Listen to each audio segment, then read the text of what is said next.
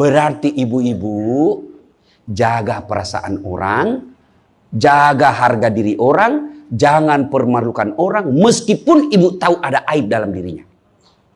Ini penyakitnya ibu-ibu. Apa? Tukang gosip. Ini. Duduk-duduk begini damai tapi gersang. Oh, coba lihat siapa duluan pulang, dia jadi ibu tahu. Jadi gini Pak Gubernur itu dia duduk-duduk itu. Dia enggak cerita tapi apa? Dia mulutnya enggak ngomong tapi bibirnya dong. Memang fitrahnya. Apa begitu orang sini? Bukan cuma di sini. Orang Amerika juga tukang gosip perempuannya. Fitrahnya. Maka Nabi katakan kalau perempuan mau selamat, jaga mulutnya, aman dia masuk surga. Cuma kan gampang sekali kita gosip. Lewat teman kita. Apa? Nggak serasi kudungnya sama roknya. Dia bilang iya. Lipstiknya palsu. Kenapa kau tahu? Melengket di giginya. Semua mau diurus.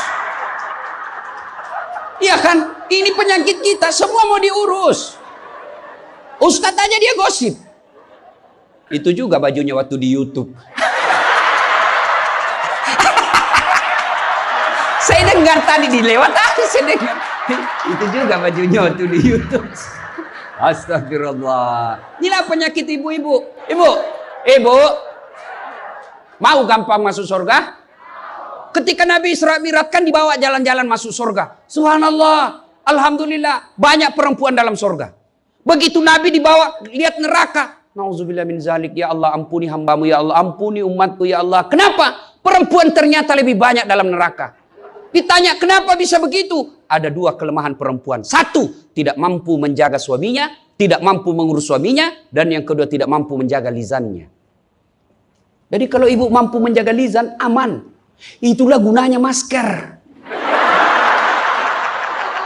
Supaya ibu semua mau diurusin. Iya kan penyakit kita. Ya, Bu.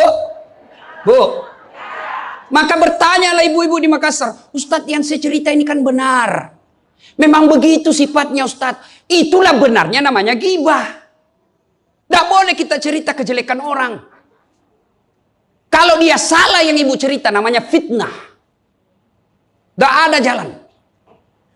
Ayuhibbu ahadukum kata Allah. Sukakah kamu memakan bangkai sesamamu manusia? Maka berhenti cerita kejelekan orang. Jadi gimana solusinya Ustaz? Ketika datang orang cerita. Bu katanya. Na'udzubillah min zalik. Kita berlindung kepada Allah dari keburukan itu bu. Belum tentu suami kita lebih baik dari dia. Berhenti itu. Cuma kan enggak kita. Memang enggak tahu persoalan. Biar enggak tahu persoalan.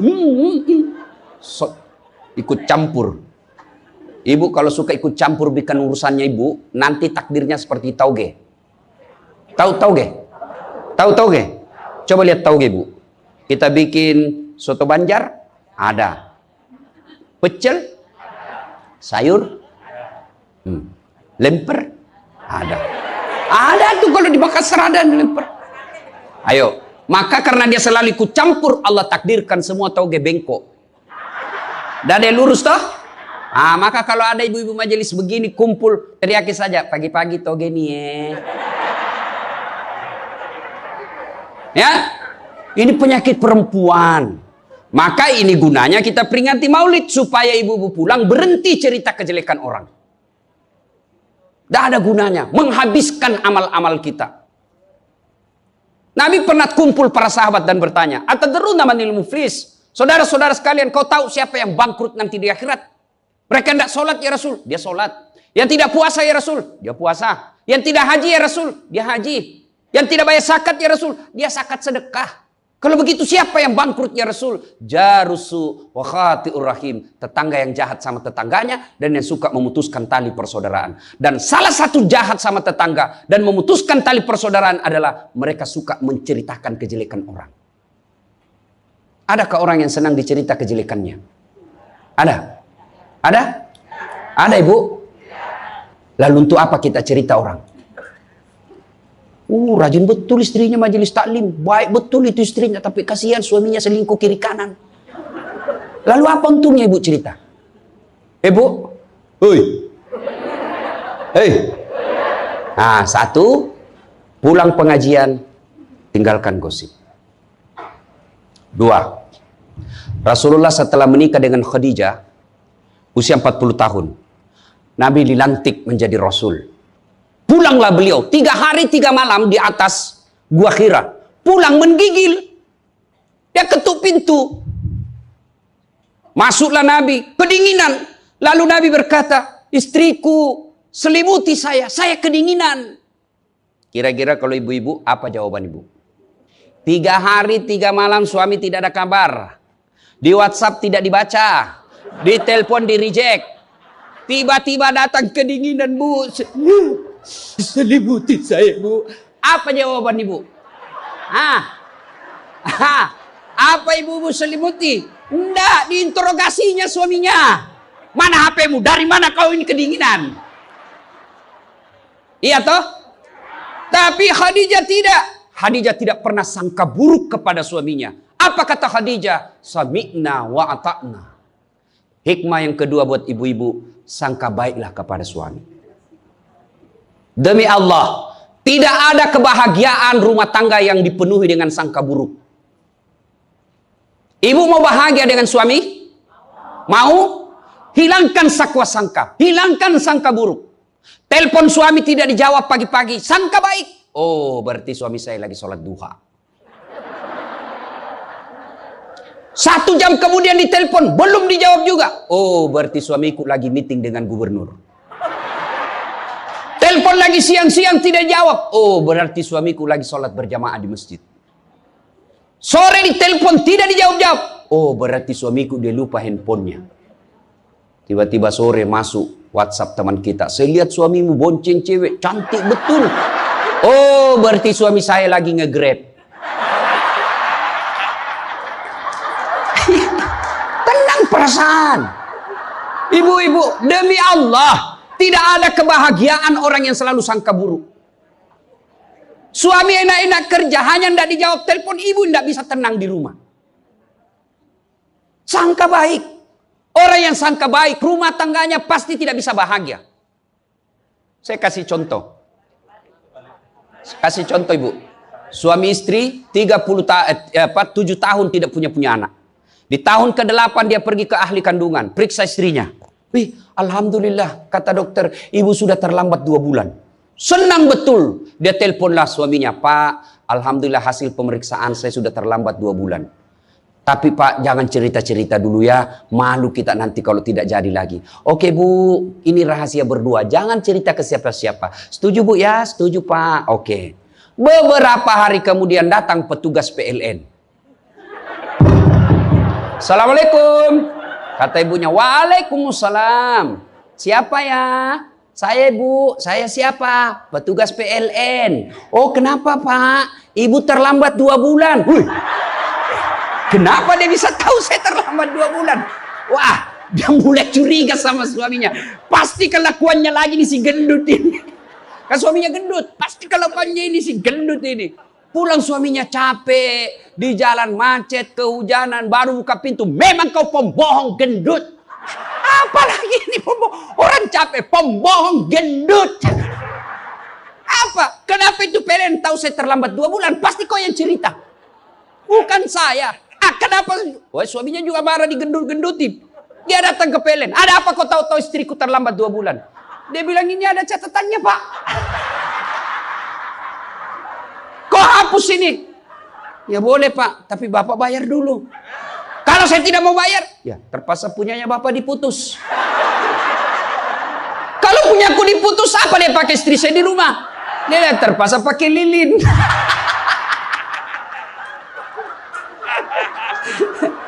Inilah bahayanya sangka buruk.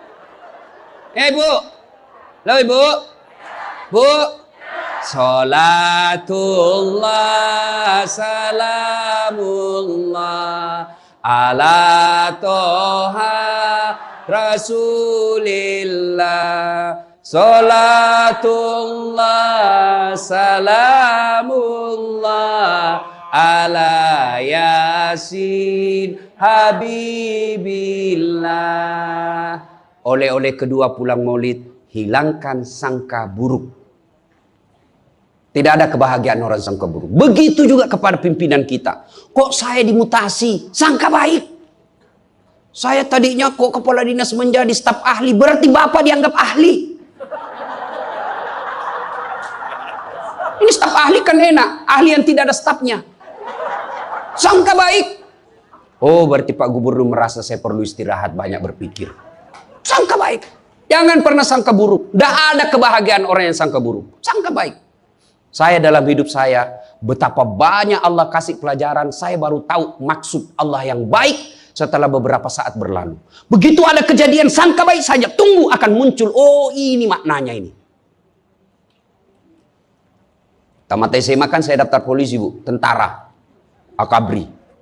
Begitu tes fisik, tidak lulus. Kenapa? Ceper. Tidak cukup tinggiku, Bu. Saya protes kepada Allah, ya Allah, kenapa kau lahirkan saya dalam keadaan pendek? Kau tidak jadi rugi jadi Tuhan kalau saya jadi tentara. Teman saya lulus waktu itu, Bu. Dia sekarang polisi 2 bunga, reserse, baret merah. Saya lulus pakai baret putih. Alhamdulillah jadi ustadz.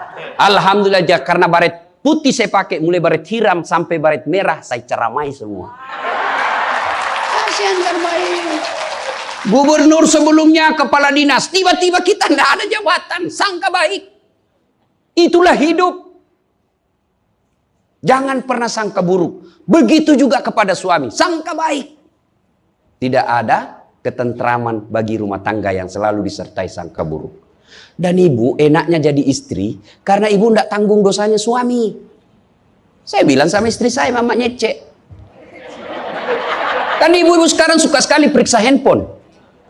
Untuk apa periksa handphonenya suami, Bu? Coba jelaskan saya, untuk apa? Ayo, yang suka periksa handphonenya suami ini. Untuk apa, Ibu? Hah? Setelah tahu ibu mau apa? Ternyata besok-besok ada masalah yang tidak menyenangkan hatimu, apa yang kamu lakukan? Mau diceraikan, saya ceraikan kamu. Daripada kau menderita mendampingi saya, sudah, kita selesaikan baik-baik. Dan kau tidak mungkin. Kuceraikan kau pagi, sore saya sudah dapat. Nah sekarang apa maumu? Sakit hati aja. Iya. Dan hebatnya perempuan Islam, kalian tidak menanggung dosanya suami. Kalian tidak akan menanggung dosa suami. Ya, beda kalau laki-laki. Kalau laki-laki, dosa istri kita tanggung.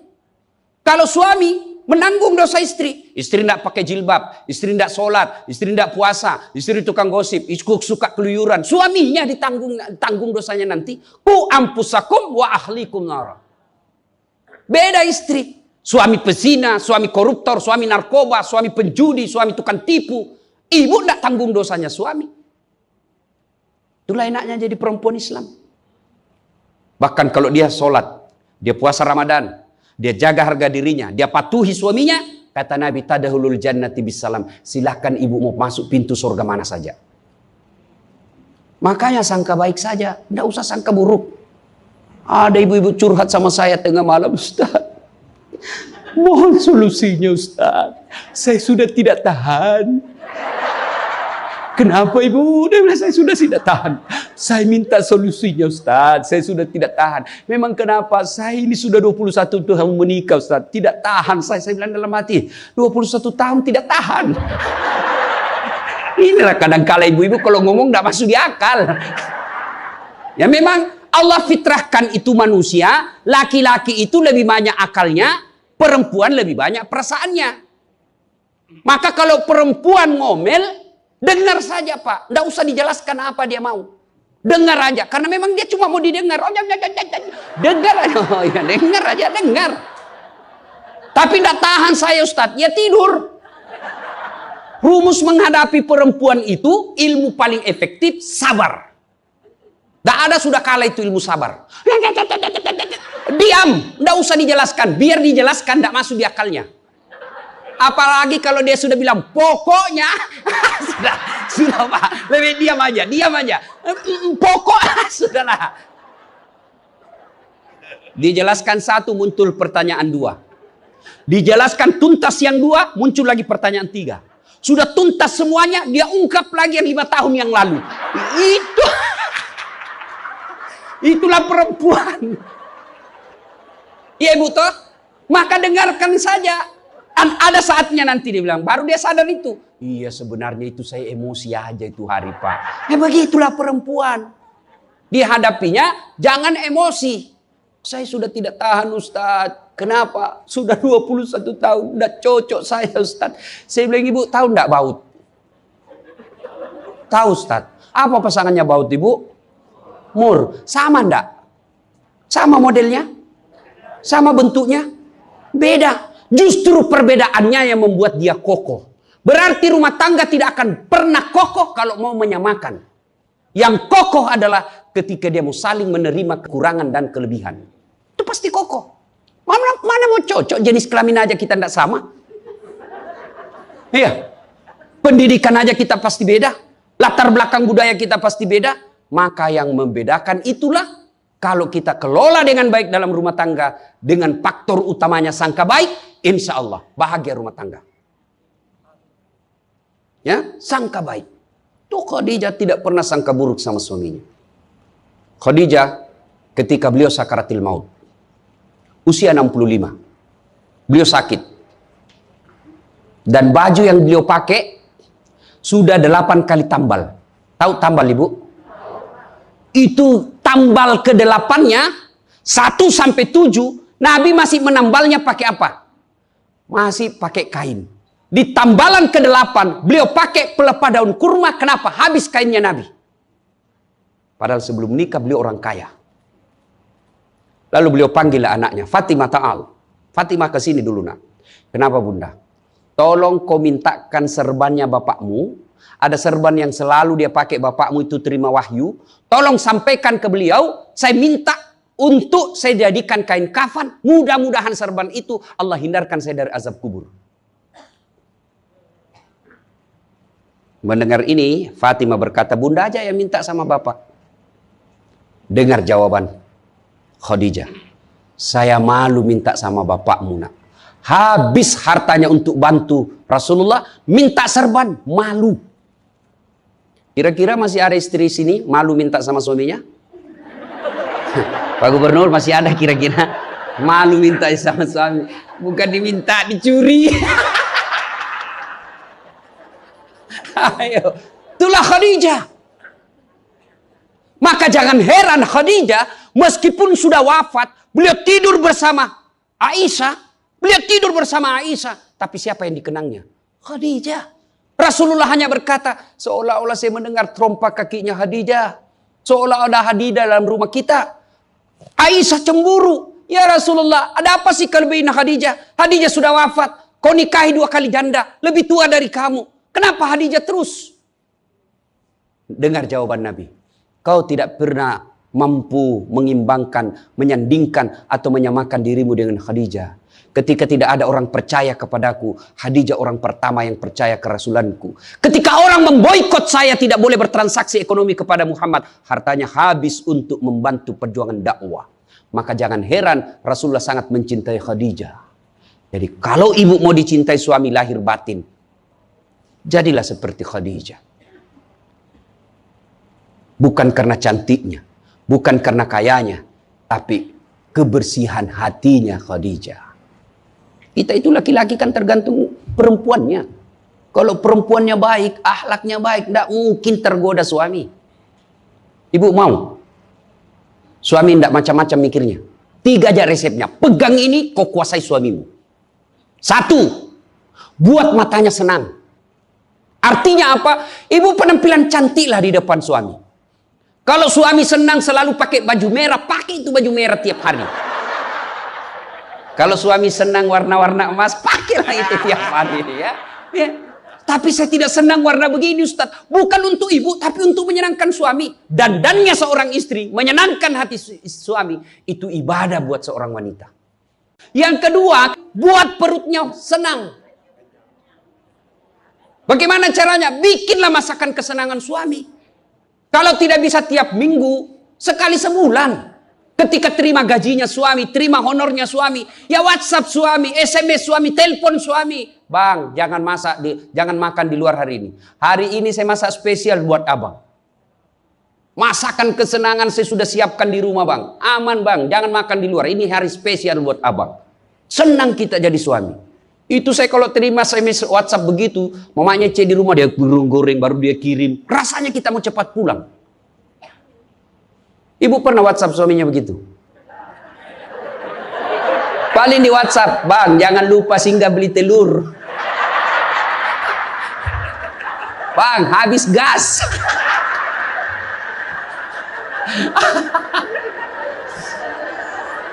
Kok tahu Ustaz? Ya saya rasakan juga.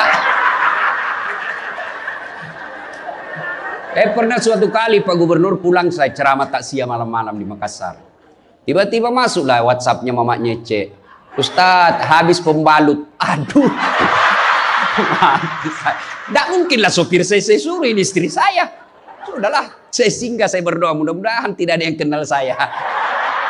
Begitu saya bayar, ada ibu-ibu datang. Iya Ustadz, beli pembalut. Saya jengkel, langsung saya balik. Biar daripada saya melahirkan. Tenang perasaan. Mungkin ego kita ini buat kita juga laki-laki, ya. Kadangkala ego naik, masa saya eselon, masa saya kepala dinas, masa singgah beli pembalut. Jangan lihat eselonnya. Pakai ilmunya Umar bin Khattab. Umar bin Khattab, ada sahabat yang selalu mau datang, mau laporkan istrinya. Kenapa? Istrinya suka ngomel. Maka dia berharap Umar panggil istrinya supaya dinasehatin. Begitu dekat dengan Umar bin Khattab, dekat dari rumahnya Umar, dilihatnya Umar juga dimarahi sama istrinya. Balik dia bilang, Pak, Umar aja dimarahin. Balik besok ketemu, ya Amirul Mukminin, presiden lah waktu itu. Saya lihat kemarin Anda istri ngomel-ngomel, Anda senyum saja. Dengar ini jawaban bapak-bapak ini, para pejabat nih yang hadir. Dengar apa jawaban Umar. Begitulah cara saya berterima kasih kepada istriku yang telah hamil, melahirkan dan menyusui anak saya. Coba, hilang itu emosi Pak, hilang itu harga diri. Kalau kita sudah ingat bagaimana susahnya itu ibu melahirkan, hamil. Masih ingat ibu-ibu waktu hamil? Masih? Ada enggak enaknya itu orang hamil? Untung saya tidak pernah hamil. Oh, coba ibu-ibu kalau hamil, jalan aja setengah mati. Aduh, sudah mau mau dulu aja, mana ada ibu hamil langsung dulu aja. Udah standar samping dulu itu kasihan.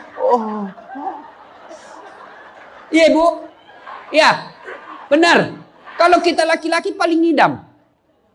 Ustaz, apa doanya berhenti ngidam istri? Ngidam apa istrimu? Nanti dia bisa tidur kalau dilihat saya di atas lemari Pak Ustaz.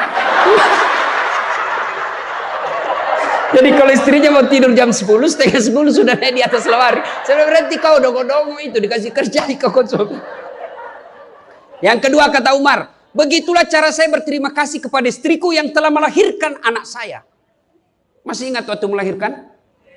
Masih? Ada enggak ibu-ibu melahirkan senyum? Ada? Mentang-mentang istri gubernur, keluar sayang. Setengah mati juga biar istri gubernur. Nggak ada. Itulah susahnya jadi perempuan. Maka ketika suami disuruh sama istri, bayangkan sulitnya melahirkan. Yang ketiga kata Umar, begitu cara saya berterima kasih yang telah menyusui anak saya. Masih ingat waktu menyusui? Masih? Terutama waktu tumbuh giginya.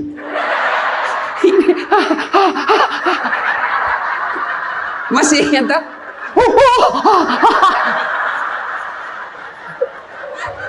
Untuk saya tidak pernah rasakan.